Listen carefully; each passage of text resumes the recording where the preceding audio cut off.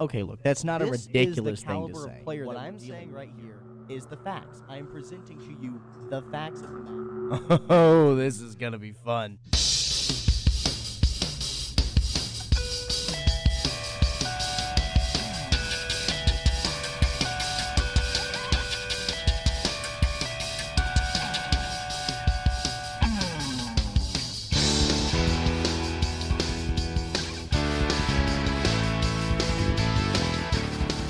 Yeah, buddy. It is Thursday, October 3rd, and you are listening to Eric on the Call with your host, Eric Edmondson, on 98.7 Roar Radio, WPCZ LP FM at the top of the hour. It has been a busy week in the sporting world with the MLB playoffs getting out of the wild card round tonight. That final game will be played tonight between the Mets and the Brew Crew. Go Brew Crew. As, of course, the wildness persists in that round. We had some interesting storylines in the NFL to follow as we begin to settle into this season. All the bad teams are good. All the good teams are okay, right? That's what every prediction has been flipped on its head to this point. The Falcons beat the Aints despite the offense continuing to be a concern. Jordan Love showed some obvious rust as he threw 3 picks against Minnesota as Sam Darnold's Vikings remain undefeated. The Jaguars continue to be an HE double hockey sticks as Trevor Lawrence is looking like a pure bust. And in the CFB, Roll Tide. The Alabama Crimson Tide absolutely destroyed the University of Georgia Bulldogs and showed some big concerns, I would say, for UGA, much with Carson Beck. The O-line, of course, the lines, the defensive and O-line are a little bit beaten up right now, but it's not the offense that we thought it was going to be. Is that because of a scheming concern, or is it because of Carson Beck? Looking back at the NFL, which will be our first segment, talked about the Saints, the Aints, whatever you want to call them. The Falcons beat them. They're 2-2 on the year. Minnesota is undefeated as Sam Darnold continues to roll. The Eagles were a victim of the Baker Mayfield cycle as he had that one good game that silences all the haters. And Nick Sirianni, that seat temperature for him is getting really, really hot. We will talk about that towards the end of the towards the end of the show. Yeah, that's right. And in the CFB, as I mentioned, for UGA, the streak is in fact over. 28 regular season games comes to an end at the hands of the Alabama Crimson Tide. And oh boy, this was an ugly game for UGA. On both sides of the ball, it seemed like there was absolutely no game plan to go against this Kellen DeBoer-led Alabama squad. I knew Beck coming in was going to be a very shaky guy. I knew he was going to be pressure hard because he didn't perform well versus Kentucky. And, well, there you go. There it is.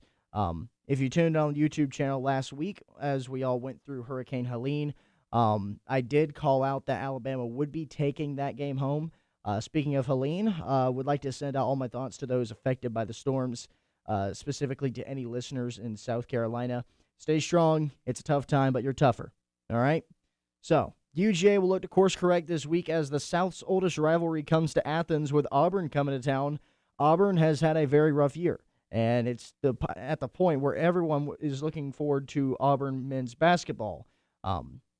Hopefully they don't have the same result that ended their season last year. They busted my bracket. I was quite upset with them. In Tennessee, a Heisman is being built in Nico Iamaleava. I'll get that pronunciation right later, I promise. As the Vols are undefeated but are untested, had a bye week last week. We are talking college football next up, but first we roll into our first musical break with Joy Aladakun, an artist from Casa Grande, Arizona. A daughter of 2 Nigerian immigrants, Aladakun is inspired by Bob Marley and Lauryn Hill. And this one comes off of her 2023 album, Proof of Life, which is a mix of folk and soul. Here is Keeping the Light On by Joy Aladakun on 98.7 Roar Radio, the student voice of Piedmont University. That was Keeping the Light On by Joy Aladakun on 98.7 Roar Radio. Welcome back into Eric on the Call with your host, Eric Edmondson, getting ready to break down the CFB matchup of the year, UGA versus Alabama. Oh, my goodness. Just speaking objectively, bird's eye view, I don't have a dog in this fight, no pun intended, but this was one heck of a game to watch. It had everything, heightened drama, steamrolls, and a good bit of trash talk, as well as one of the best college game day atmospheres in the country. So let's dive into this game. The first half was what killed the Bulldogs. Obviously, they made that great comeback in the second half. But as I said at the top of the show in my intro, there was horrible play on both sides of the ball. I genuinely, there was no run game. It seemed like every time Carson Beck stepped back to throw it, he was under pressure. So every time he did try to complete a pass, it was like a Hail Mary on every single one. Every single pass seemed to go long. There was no sort of game plan. I feel like Georgia was completely disrupted here, especially on the offensive scheming end, as the defense for Alabama was so stout that I don't think you can argue with, this is a top 4 defense in the nation. Top 4, top 3, however you want to put it. Mike Bobo is my biggest concern with Georgia, because they've done this every single first quarter or first half. They come out of the gate slow. They come out very, very slow. It isn't until after halftime when it seems like Mike Bobo can really go back and take what the defense has given him for the first half, and that works great, works wonderful. I understand why he does it, but the problem is that Alabama is not going to take prisoners. They're not going to give you a quarter. They're not going to give you a half to ratchet up your defense or ratchet up your O-line and your offensive scheme. They're not going to do that. So I want to know, is Mike Bobo the answer for Todd Monken? Todd Monken was such a dynamic offensive coordinator that brought a lot of gifts to this Georgia offense. And I've seen a lot of people online and talked to a lot of my Georgia friends, and they're saying, look, we were blessed with Stetson Bennett. We have Carson Beck, but he's good. But listen, Stetson Bennett was special. And while I do agree Stetson Bennett was special, I mean, he led you to 2 natties. There's not a lot not a lot that you can't say about him. Great quarterback in the college sphere. But the main difference for me between Stetson Bennett and Carson Beck is that I think Stetson was more of your stereotypical newer QB. He's got a little bit of legs under him, and he could run a little bit. And that worked because this O-line for Georgia has not been the spectacle, has not been the centerpiece, right? Carson Beck, when he gets put under pressure, cannot run. He is a pocket passer. He's a guy who's going to sit back there, and when he rolls out of the pocket, things can get a little dicey. On the Alabama side, Jalen Milroe and Ryan Williams. That's all I got to say. Jalen Milroe looked like a Heisman out there. I knew that coming in he was a dark horse for the Heisman. He wasn't in the early season rankings, but based on what I saw last year from Jalen Milroe, I knew that his late season surge was too little too late to win him the Heisman over Jaden Daniels, but I knew coming into this year this was going to be a more hungry Alabama group. Obviously, we didn't know at the time that Nick Saban was going to be retiring, so it's very refreshing to see how he's gelling with his new head coach, Kellen DeBoer. But again, Milroe looked fantastic. 27 for 33, 374 yards for him, 2 touchdowns, and just 1 pick. And he rushed for 2 of the touchdowns in this game, 106 rushing yards in the first half alone. So Jalen Milroe showed what a dynamic QB he can be, and honestly might be one of the best QBs we've seen out of Alabama since Tua Tagovailoa, who is hopefully overcoming some injury concerns with the Miami Dolphins in the NFL. All best wishes to him. Ryan Williams is not old enough to vote, and he cooked the Bulldogs, absolutely cooked them. 6 receptions for 177 yards and the touchdown that sealed Georgia's fate. Of course, everyone's been online. Everyone's seen this maneuver by Ryan Williams. The spin and then the dead leg just stop on a dime. How do you not tear a ligament doing that? That's absolutely the most impressive thing I saw on the field that night, quite frankly. Williams is athletic. He's just a freshman. He's just 17. He's gonna be an issue. He's gonna be a huge issue in not only at Alabama and in college football, but he's going to be a huge issue if he makes it to the league. Alabama's defense, as I said, as well, is scary, but not in a good way. Let's talk to it. This is a bend, not break approach. They were great in the first half, right? I said that this defense pressured Carson Beck all day. They really did. But what the problem is that as the game goes along, you can scheme against them, and Mike Bobo did. That's exactly what we saw in the second half of that game. But this is a bend, not break approach for the defense, and Kane Womack's 4-2-5 worked against Beck. But unfortunately, once the run game was implemented by Georgia, things started to slow down for the defense, and Georgia started that comeback in the second half. Thankfully, the defense is able to make that big stop when it really counts, and they certainly did against Georgia. This is Kellen DeBoer's first SEC win, and wow, this is a welcoming sight. Look, I mean, obviously, the second half, I think he was a little ambushed by it, but you weather the storm at home in front of your thousands in Tuscaloosa. That's going to endear you so much. This is a huge memory day for this new era of Alabama football. And if I'm Auburn, I'm very afraid. UGA is going to come at them with a force of 1,000 storms this weekend. UGA is not to be toyed with still, even after a loss to Alabama and even after a week where they dropped to number 5. They're not to be toyed with. They are, in fact, a giant, and I think they're going to prove that against Auburn. There's a freight train coming their way, especially for an Auburn team that has looked like a deer in headlights all season long. They've already gone through a quarterback swap. I am very interested to see how the Tigers are going to go up against Georgia, or if they're not going to be able to answer the bell at all and just lay down in front of thousands at Sanford. I hope that doesn't happen. I hope for a competitive football game, but I just don't know with Auburn. There's too many questions for that team, and UGA has answers to all of those questions. Here we go with Tennessee. Tennessee's 4-0. We haven't mentioned them yet on the show, but we've seen this same story from Tennessee before where they start off undefeated, they talk a lot of trash, and in their first test, they wet the bed. Are they real? I think in a way. They are untested, very, very untested, and now it's time for conference play. You get your first shot at conference play. Arkansas on the road. Florida's coming up. Florida should be easy. I'm surprised they haven't made a head coaching switch just yet. And you have Alabama on the horizon. And hopefully once you play Alabama, you won't be buried by them. And that will be in Tennessee. So you automatically get the advantage over them. So again, is this Tennessee team real? I think the quarterback's real. Nico Iamaleava, excuse me, goodness gracious, it's a lot. He has caught eyes as a Heisman, but I still need more from him. He is showing a lot of flash and a lot of talent, but he, again, just like his entire team, they're untested, an untested group of guys. The defense is top of the FBS, giving up the least amount of points and yards per drive in the conference. Again, this is going to be a huge next couple weeks for Tennessee to prove if they are the real deal or not. They have a very tough schedule ahead of them, and I'm very curious to see what happens at Rocky Top. Talk about the power rankings. I'll list you the top 10 right here. It goes as followed.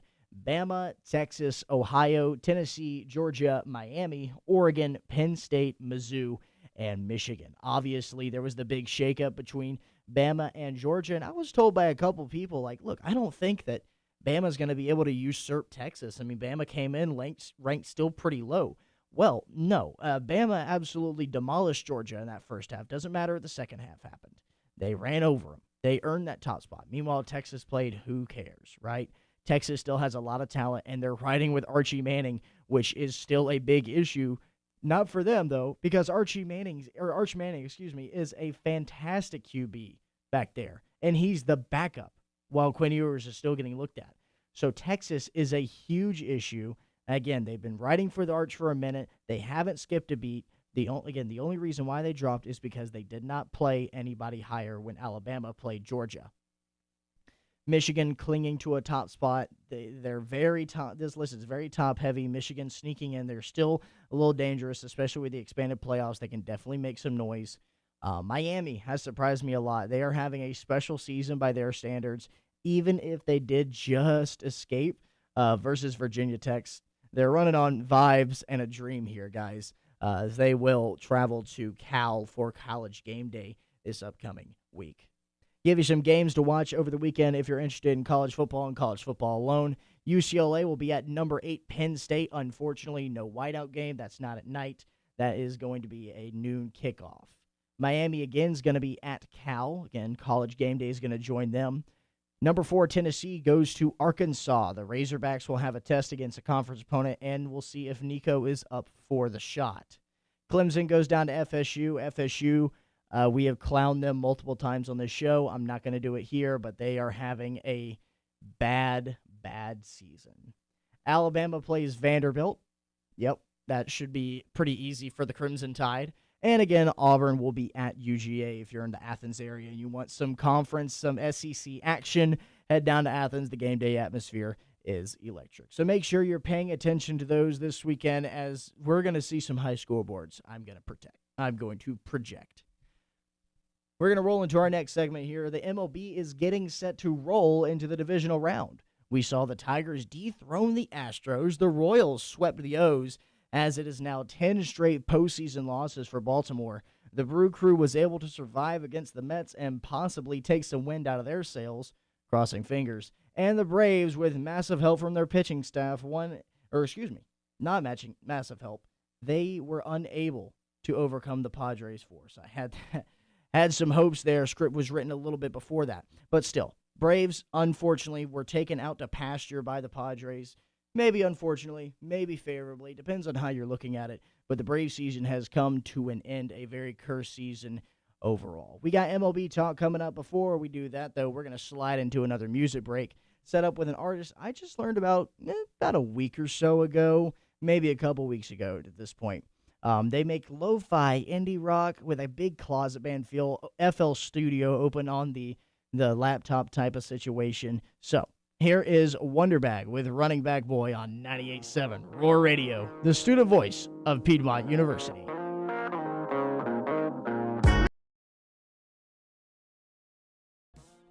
Welcome back to Eric on the Call with your host, Eric Edmondson. That's me. Hey, guys. How you doing? We're going to talk about the MLB postseason thus far. We're in the wild card round still, as the Brewers will take on the Mets this evening. But while we are talking about the MLB, we got to talk about the action that just transpired. The rest of the wild card is finished. Again, it's just the Brewers. It's just the Mets. First, let's start off in the AL. The Tigers proved me wrong. They proved me wrong. I said that if they made the postseason, they were going to flame out in the first round, and they proved me wrong. The Astros laid down and scored 3 runs in 18 innings in Houston. Absolutely pathetic from the Astros. But look, give it to the Astros. They accomplished something that I don't think is going to be accomplished in a minute. They made 7 straight ALCSs. 7 straight of them. The last time that they missed the ALCS, Obama was in office. That is an incredible run and a dynasty. I'll say it's a dynasty for the Astros, and they're still going. They have Alex Bregman set to leave in free agency. I highly doubt that they will re-sign him. Dana Brown, who is the GM, comes from the Alex Anthopoulos school of not signing your big free agents. So it'll be interesting to see where Alex goes. Bregman obviously is a humongous piece of that team, and they don't want another situation with Jeremy Pena, who has been awful since Carlos Correa departed for Minnesota. Let's give some flowers to the Tigers, though, right? They are the team that knocked off the Astros. We can do a post-mortem on them later. But the Tigers came in, the gritty Tigers. Tarik Skubal's the AL Cy Young by a mile. He's the Triple Crown leader in that league. And honestly, the Tigers manager, A.J. Hinch, former Astro, came out and said, you know what, we're giving Skubal the ball in Game 1. And Game 2 and 3, we don't know. We're going to do it. This is a team riding off of vibes. The Tigers won again. They're going to keep winning. They go into the divisional round versus the Cleveland Guardians. The big bad AL Central this year has really showed up in a big way. That lineup still scares me, though. There's not a lot in there, but you can get hot at any point in time. And since about a month ago, the Tigers are the hottest team in baseball. And that's why I think the wild card round is a competitive sham, because it gives teams like the Tigers, who did the work, they came back, they made it over 500, they made the dance, but they don't have a better roster than the Astros. They don't have a better roster than the Guardians. They don't have a better roster than anybody. This is the youngest roster in the MLB. 2/3 of that lineup is batting at or below 500. Still big congrats to them. You got to play the games in front of you, and they're still playing. But again, the wild card round has led to some iffiness in terms of competition. Again, the Astros can't use the excuse of, a layover. They can't use the excuse of anything like that. They had their pitching lined up. They had Hunter Brown. They had Framber Valdez. They had both of their guys going. The only guy maybe not going for them was Spencer Arrighetti, but he had a rough last couple weeks. And with an offense of Tucker, Alvarez, Altuve, and Bregman, you cannot use the excuse that you were tired or anything like that when you score 3 runs over 18 innings of baseball, especially in your home ballpark. Again, Houston's run of 7 straight ALCSs is over.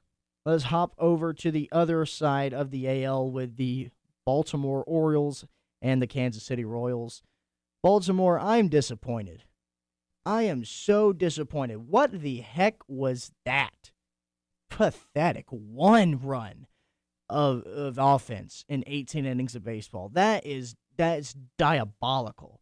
You're shut out at home. I understand how that feels as a Braves enjoyer. I understand what shutout at home in the playoffs feels like. But that is terrible, especially when you had your ace, Corbin Burns, go 8 innings, allowing 1 run. You have to pay the man after that. We'll see if the new ownership for Baltimore is going to stand to that. But after 2 straight postseasons of getting swept by wild card teams, I think Baltimore has to look carefully at themselves and make sure that this window is not going to slam on their fingers as they try to open it. You have to make sure that you're being steady, you're being calm out there, because every single time there was a runner on, you looked like the Braves swinging at any pitch in the left-handed batter's box. Or if they were left-handed, they were swinging in the right-handed batter's box. Oh, and also, what the heck happened to Adley Rutschman? What's going on with him? He hasn't done anything. He's been just an okay catcher, but he hasn't been Adley Rutschman. He hasn't been that guy we've been talked about. We haven't been talked to about for the past years. He has just been, hate to say the word, mid, right? To the Royals, I love the Royals this year. I've always liked the Royals coming into this year, not as a team, but as a fun team, right? Bobby Witt Jr. is the best shortstop in baseball, and I do take him over Francisco Lindor. I really do. Bobby Witt is exciting out there. He's fast. He's got all 5 tools: power, speed, contact, fielding. I mean, goodness gracious. What aren't you getting with Bobby Witt Jr.? Now, the pitching for the Royals is what concerned me going into this year, because I didn't know what they were going to get out of Seth Lugo specifically. And Seth Lugo gave them everything he had in game number 2 to secure that win.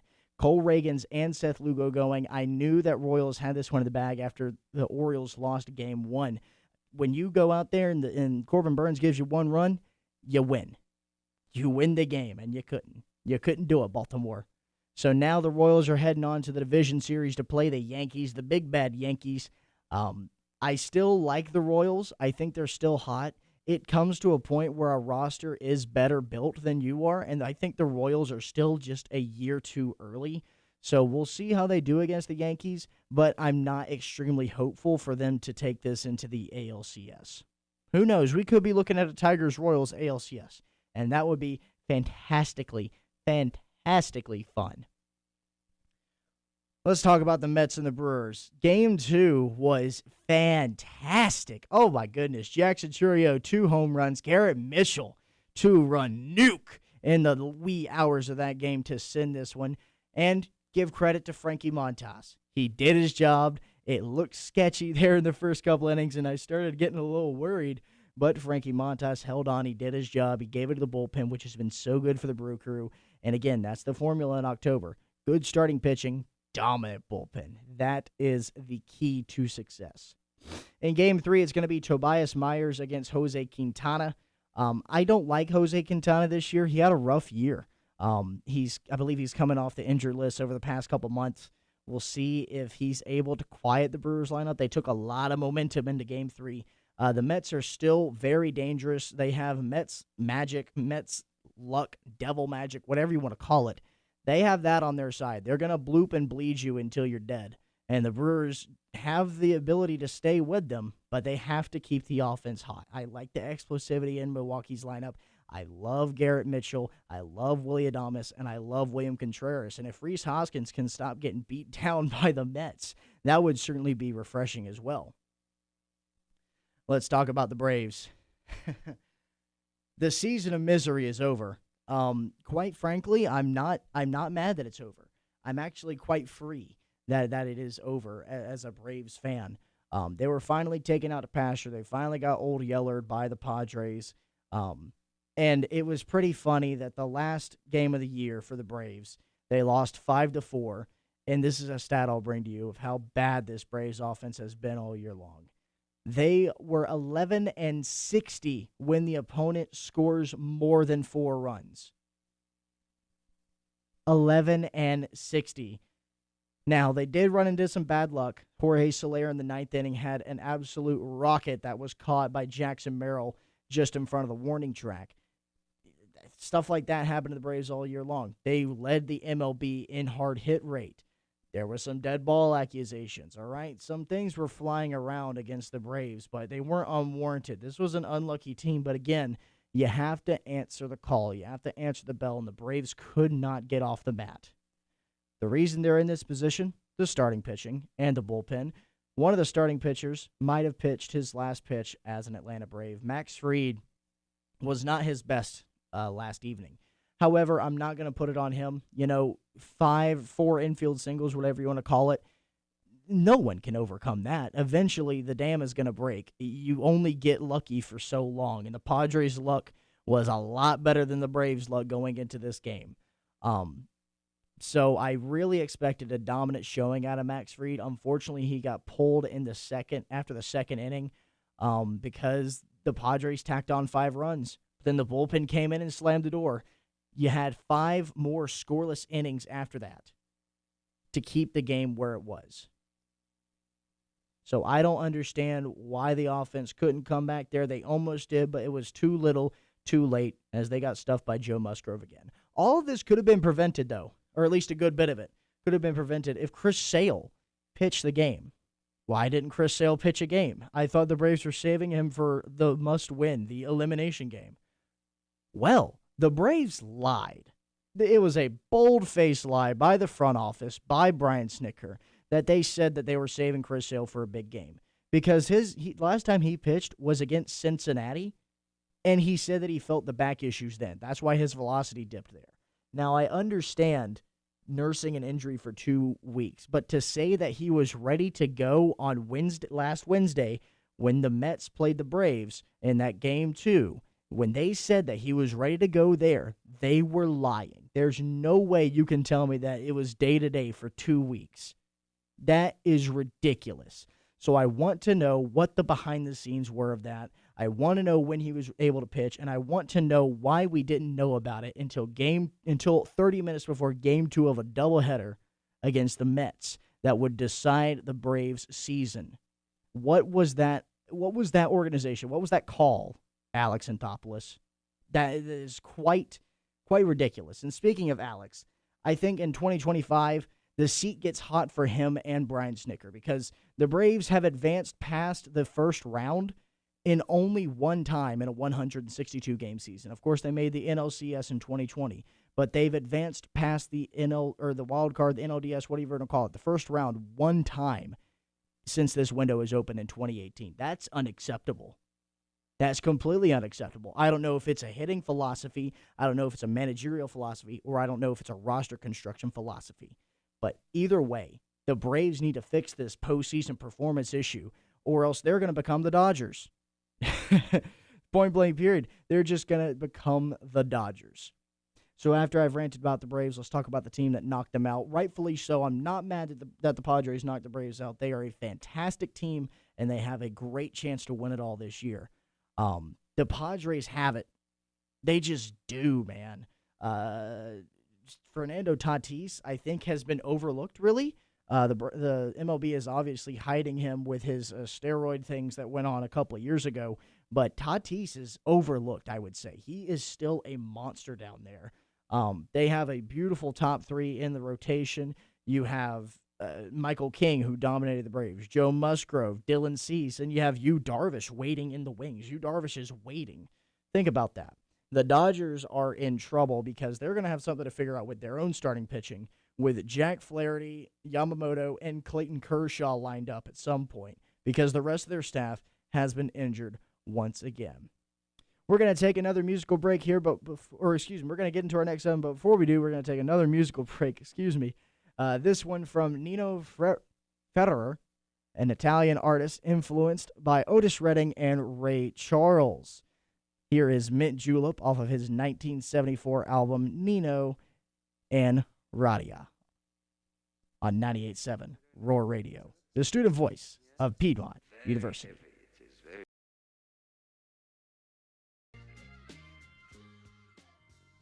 Welcome back into Eric on the Call. Eric Evanson here with you. your host this afternoon, and getting to talk about the NFL, our final segment. And this is a surprise. There's a drop-in from Mr. Simon Johnstone. Simon, hello, sir. How you doing? I'm doing well, Eric. Thanks so much for having me on here. Absolutely. It's always good to have someone else to talk ball with. So we're just going to do a week recap about last week in the NFL. Let's start it off with Thursday Night Football of last week. Dallas versus New York. I knew for about a month this game was going to suck. Yeah, honestly, something with the Cowboys playing in the NFC East, arguably the easiest division if you're a top-end talent team like the Cowboys are. You would think that they're going to steamroll someone like the Giants who have their best weapon non-existent, which is Saquon Barkley now being on the Eagles. So the fact they only won this by a margin of 5 while playing just horrible defense, it was insane that, Cowboys can only put up 20. They gave up 15 to the Giants.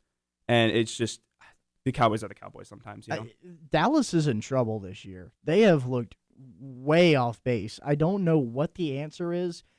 Daniel Jones led this game in passing. Dak Prescott is asleep at the wheel. Yeah, one storyline regarding the NFC East as a whole that I'm paying a lot more attention to than I ever thought I would heading into the season is the Washington Commanders. And what I mean by that is they're slowly trending to be potential favorites to actually win this division. Obviously, you're going to lean towards the Cowboys or maybe even the Eagles, who should have made a deep run arguably in the playoffs last year, but injuries riddled them. This year, they're a whole different story. We can touch on that if you'd like. But the Commanders with Jaden Daniels at the helm, you got experience in the backfield with Austin Eckler, and some great running back support as well with Brian Robinson Jr. have been just really surprising to me. Arguably the biggest surprise of the season so far. Hey, Dan Quinn is no joke, man. Dan Quinn's a great coach, and they got a great QB in Jaden Daniels. I was very high on him coming out of the draft. It was just a matter of if he would be cursed by Washington or not. But coming out of Dallas versus the Giants, Malik Neighbors now has a concussion. Unfortunately, that's the Giants' number one guy, right? If he's not healthy, Daniel Jones doesn't really have anybody to find. And after Neighbors kind of broke out a couple weeks ago, kind of back to square one here. Yeah, he was the bright spot for an otherwise sputtering Giants offense. He's, I believe, at least top 3, if not top 2, in receiving yards through the first 4 weeks of the season. So, yeah, Neighbors has definitely came out of the gates flying, and especially with someone like Daniel Jones, not to rank on him too hard, but it's impressive to say the least for him being the focal point of an offense so early in his career and still generating these kind of numbers. Absolutely, yeah. Hopefully he gets better soon. I don't know if he's going to play this week. I believe he's still listed as questionable under concussion protocol, but hopefully he's back to normal pretty soon. New Orleans versus Atlanta. This was the game ever, really. The Aints came in, I honestly say, as favorites. Look, Atlanta has not played well on the offensive end at all. In this game, they didn't even score an offensive touchdown. Yeah, a lot of teams were pretty, I would say, super high on the Saints heading into this matchup. I don't think it's that. I don't think they should have been as highly regarded as they were. They beat a Cowboys team who just barely beat the Giants, like we just touched on, and then they destroyed the Carolina Panthers. So their 2 wins heading into this matchup weren't anything impressive. And heading into Atlanta, I had a feeling this game would have been close. I still thought the Saints would have pulled this out, just given the weapons that they have. They were the better team. Oh, 100%. And yet, they still find a way to do what New Orleans Saints have done in previous years, which is throw away a lead that felt almost guaranteed. Absolutely. Derek Carr and Kirk Cousins had a mid-off. Derek Carr was really bad again. I've said this for weeks and months, is that Derek Carr has 2 games a year, 2 or 3 games, where he proves that he has the talent to match his contract, and then he falls back down to earth. Yeah, he should be producing arguably around at least 250 to maybe 300 yards a game. He has the arm strength. He has the weapons, especially this year. Chris Olave's looked good. Alvin Kamara in his backfield has been a huge help to free up his passing game. And yet he's still struggling to produce against teams he should be scoring more points on, like the Atlanta Falcons. And even last week, when Alvin Kamara didn't have his best game, he had Taysom Hill. He's got options and weapons galore, and Derek Carr is going to go through this rocky up and down. I'm worried about the Falcons, quite frankly. Kirk has looked good in 1 week, and even in that 1 week versus the Eagles, where he did lead that final drive, he looked bad in the first half completely. So I want to know, when is Kirk going to decide to, he has to take his sacks and he has to stop throwing picks, because a pick a game is no bueno. Yeah, well, with Kirk Cousins, new situation, coming off of an Achilles injury or ACL, I always forget the two, but one of those 2 injuries. He's in a whole new world with the Atlanta Falcons, and I was a huge fan of this trade for the Atlanta Falcons, especially when they drafted Michael Penix Jr., just because it's almost the Green Bay Packers route where you're drafting a quarterback and then putting him under his wing to hopefully develop that quarterback. So when you slide him in for his debut, he's ready. That's what the Packers have done with their last 3 generational quarterbacks. So for the Falcons with Kirk Cousins, I felt like that was a good place. He's with a young core. You've got Kyle Pitts, Drake London, Tyler Ojoye, and Bijan Robinson. It's a great group of guys for Kirk Cousins to really display his knowledge and use his veteran ability to help these guys take that next step into becoming actual contenders. But Kirk has seriously taken a step back from this injury, and with a bit of a shoddy offensive line, I think he's been taking a little too many hits. So he's struggling to perform as well as I think he would be doing in Minnesota. Yeah, I think the offensive line will even out. They were okay last year. I don't know how much you can judge that O-line from last year, seeing as though the guy that they had behind them. But this year they do have a legit guy back there, so you got to protect him. I think they're going to even out at some point. I don't think this is a great O-line, but it's not as bad as it has shown. LA versus Chicago, which showed the Bears getting out with the win. Caleb Williams is taking, and I emphasize this, baby steps here. Yeah, he had a really, really slow start. One of my favorite personal storylines of the season is actually there's this guy on TikTok. I wish I could credit him with what he did, but he's been following between the punter for the Bears as well as Caleb Williams' passing yards, because if any NFL fan remembers, Caleb Williams actually reached out to the punter when he got drafted in the 4th round saying, don't expect to punt much. And so now it's a whole storyline of who's actually going to have more yards to the end of the season. It's actually within 100 yards right now. It's an insanely tight race, but Caleb Williams did look much improved against the Rams. The Bears' social media actually posted a punter highlight reel a couple of days ago. I don't know whose decision that was, but a little bit of a rough reflection on your rookie QB. But again, Caleb's taking baby steps. LA is injured to everything, man. They are going through it. Matthew Stafford doesn't really have a lot right now, a lot of options, especially in his, grandpa age. But still, win's a win for Chicago. Got to play the games that are in front of you.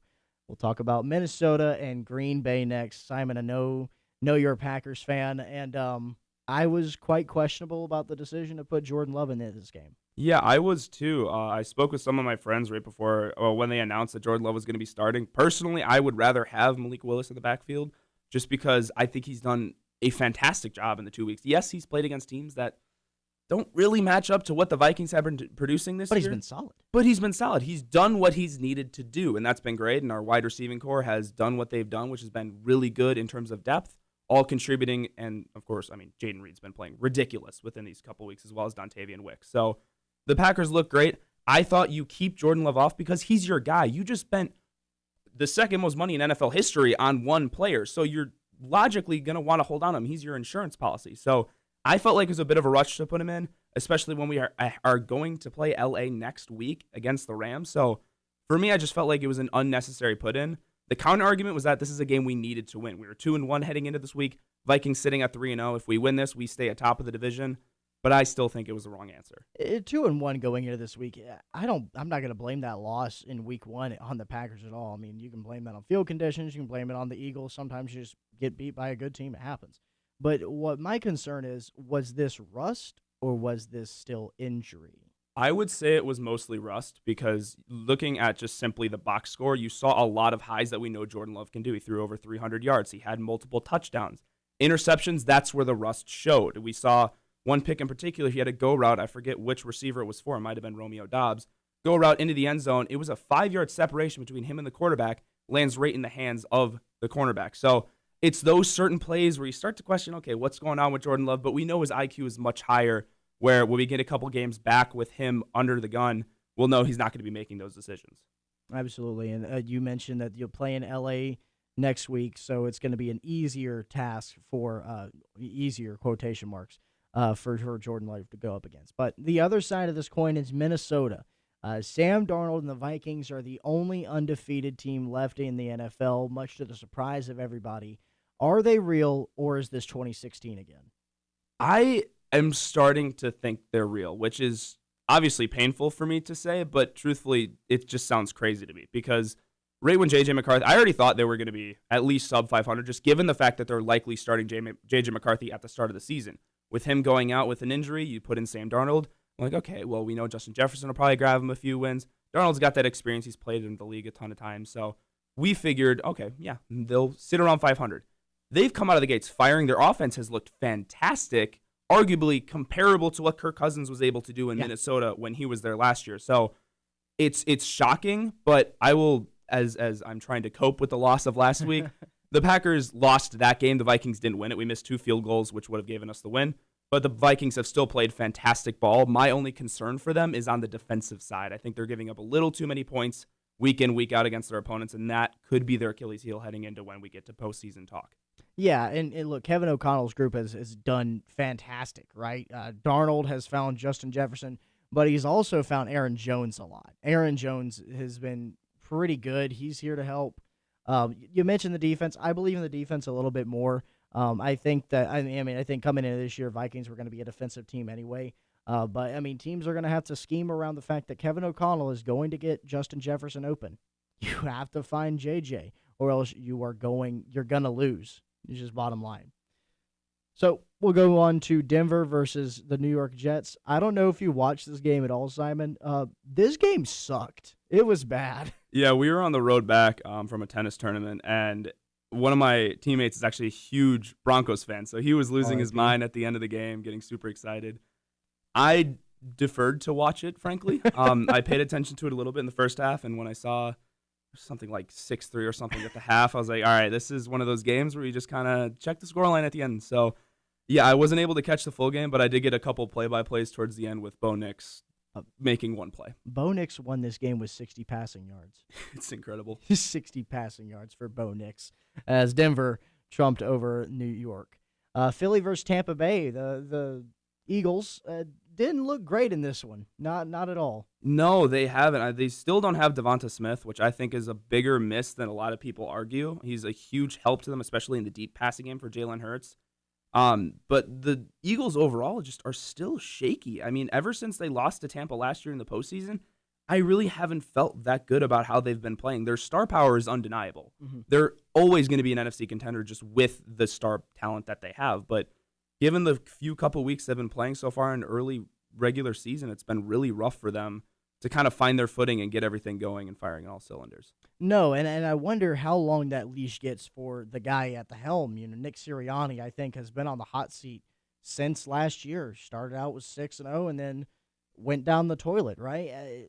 Nick Sirianni's been in trouble for a good long while now. Even the coordinators brought in the offseason were not his hires. Those were hires from the front office. So I want to know how hot the seat of Nick Sirianni is and how long before he gets fired. I really think it's hotter than just simply you'd stay alive if you win the division. I think it's bigger than that because with you bringing in Saquon Barkley, you're announcing to the world, we're all in. We're trying to win another Super Bowl like we did back in 2017. And so you start to think, what's the limit he has to reach to keep his coaching job? I think it's honestly just before the NFC Championship. NFC Championship guaranteed his job. If it's anything before that, I start to think he might be on his way out just because you know what they have and you know what they can accomplish, and maybe it might just be Nick Sirianni that could be the hurdle they need to get over to reach that.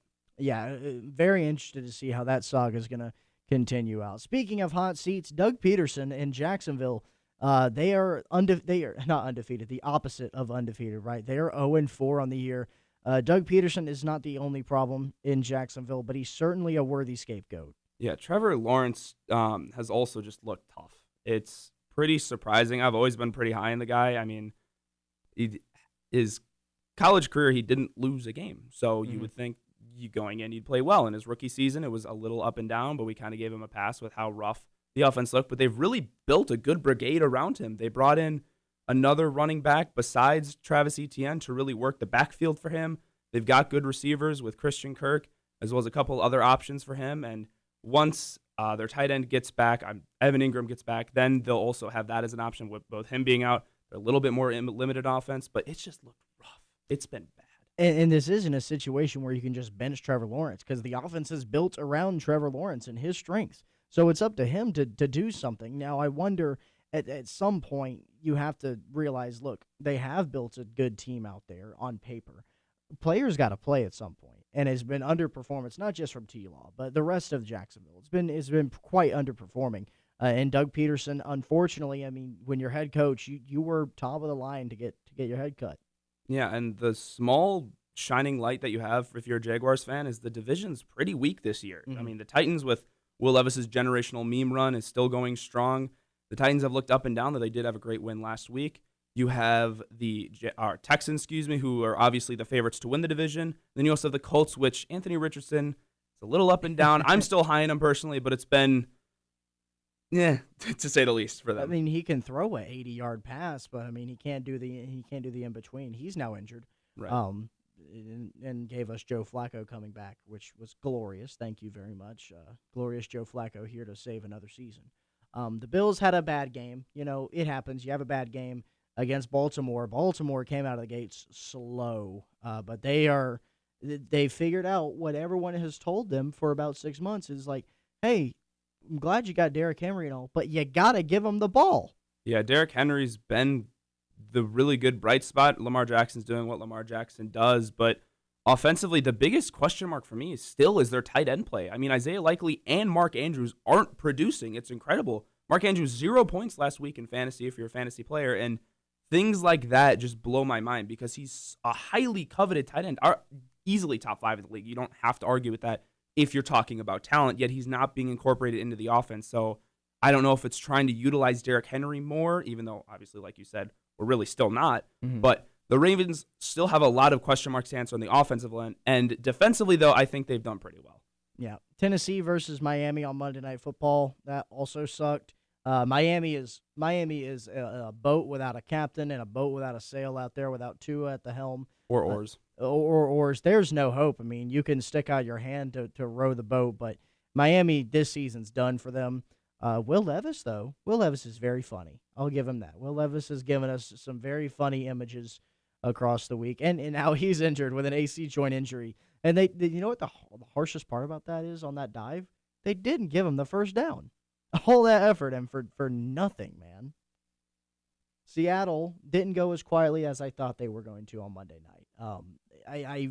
They have had a pretty soft schedule, but they show that they're still contenders. I mean, DK Metcalf is a maniac. I don't know who let him in the league. That dude is insane. But you can't overcome a literal perfect game from Jared Goff. Yeah, 18 for 18, a receiving touchdown to put the cherry on top of what an incredible Monday night it was for him. And Amon-Ra had a fantastic game as well. And then you have, obviously, in the backfield with Jahmyr Gibbs and David Montgomery. It's just a really well-rounded team. The NFC North, maybe a bit of bias coming from a Packers fan, but I think it's top 2 strongest divisions in football right now. So I think it's one of those situations where the Lions should win the division, and they looked really strong on Monday night to continue that theory. Absolutely. We'll talk about tonight's Thursday night matchup right here. I think the Falcons easily have the advantage. You're coming off a win at home against another division rival. The defense is very familiar with the Buccaneers, and I think that helps them. And, of course, we are at the apex of the Baker Mayfield cycle where he has a good game, and now it's time to move into has a bad game. I'm going to actually disagree with you. Okay. I think the Buccaneers are going to take this one on Thursday just because Mike Evans is Mike Evans. You know he's going to produce. Chris Godwin has taken a jump. He's been producing a lot better this year than he had last year, and that's pretty tough to do for his position and what his role is for the Buccaneers. And Baker Mayfield, I still think he's going to continue that trend. I think it's time to change the narrative on him. Yeah. And the reason I would lean towards the Falcons because the Falcons' defense has just been so outstanding this year. I mean, there's only been a couple of blips on the radar, but you look at the strength of schedule for the Falcons this year. You've had the Saints, who we thought were going to they play a better game than they did. Then you had Kansas City, and you had Philly. And all 3 of those games, the defense stood up. I'm not talking about Week 1 versus the Steelers. I refuse. They got beat by a kicker. It doesn't count. But anyway, the defense stood tall there. That's why I would give them the edge, and I think they are the Falcons do have a little bit of devil magic on their side this year, if you can't tell already. So either way, this is a pretty big win for either squad, as this is a divisional matchup here. Yeah, it's always tough. In the NFC South, always one of those divisions that is a complete toss-up. It always comes down to the last couple weeks, which I love because it's one of those whereas from an outside perspective, you really don't know who's going to win the division. So I'm excited to see if the Falcons can continue them pulling wins from seemingly out of nowhere. They have a 5-week stretch at the end of the season that should be a cakewalk. Should. Be a cakewalk. Right? Operative for Atlanta fans. Yeah, no, we don't like hearing you should do this or you did do that, right? Well, Simon, thank you very much. It was awesome talking ball with you, sir. Again, welcome back to campus. Always a pleasure being here. Thank you. We got one last break for you before we get out of here into our news and notes, and we're going to give it off to a band that you have definitely heard, but you haven't maybe heard their name. Their most popular song, Can I Call You Rose, blew up over TikTok. And not to be that guy, but I found out about them years before they blew up. Call me a talent scout for sure. So here is These Sacred Souls with Overflowing on 98.7 Roar Radio, the student voice of Piedmont University.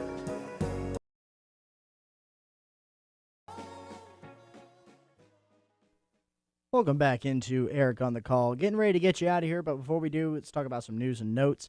Mentioned in our baseball subject, talked about how the Astros' run of 7 straight ALCSs is over as they were eliminated out of the postseason by the Detroit Tigers. The last time that the Astros didn't have a deep run in October, Obama was still in office. So a very long and successful run for the Astros. I don't think this is the end for them. We're going to see them again next October. Karl Anthony Towns said goodbye to Minnesota as the Timberwolves made a move to send the 4-time All-Star to the up-and-coming New York Knicks. Julius Randle and Devontae DiVincenzo came back to Minnesota in the deal. Staying in the NBA, unfortunately, Dikembe Mutombo passed away at the age of 58 after a battle with brain cancer. The 18-year veteran was not only an icon on the court, but a fantastic ambassador for the sport of basketball. Hopping to the NFL, Davante Adams has requested a trade from the Raiders as the star wide receiver is tired of the stagnation with the franchise.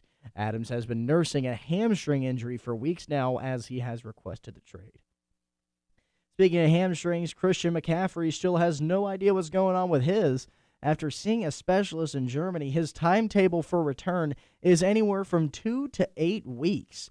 The Niners are getting it done without him, but the Band-Aid can only last so long. I mean, McCaffrey has had just odd news after odd news for his hamstrings. In the WNBA, the Dream fired head coach Tanisha Wright after being with the club for the past 3 seasons and leading them to 2 playoff berths in that. And also the WNBA playoffs are still going on as the Lynx and the Sun are tied 1-1 after things got a little chippy last game.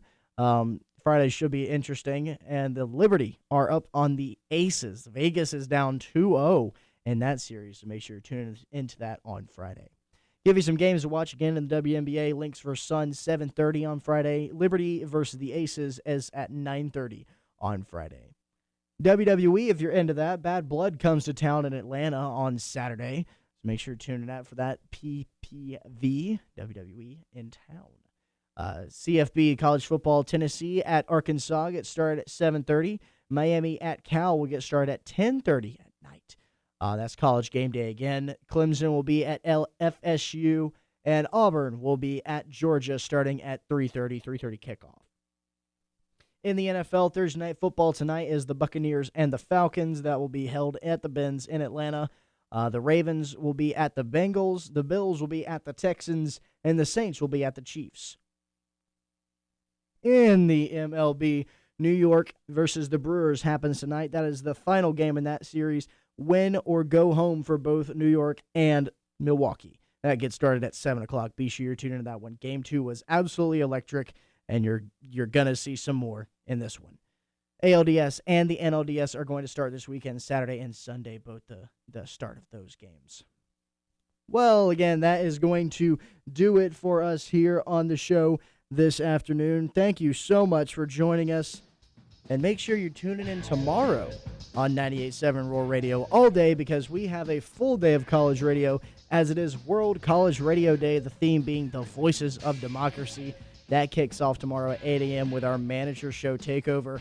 Then you wake up with Back in the Day with Jay Ray, the host with the most on the station. So make sure you tune in that. That's old R&B and such. Again, thank you so much for tuning in this week. It has been a blast talking sports with you. Tell a friend, tell a family member, tell a friend of me that Eric's on the call. Stay safe, have a good weekend, make good decisions, watch sports, and as always, have a good one.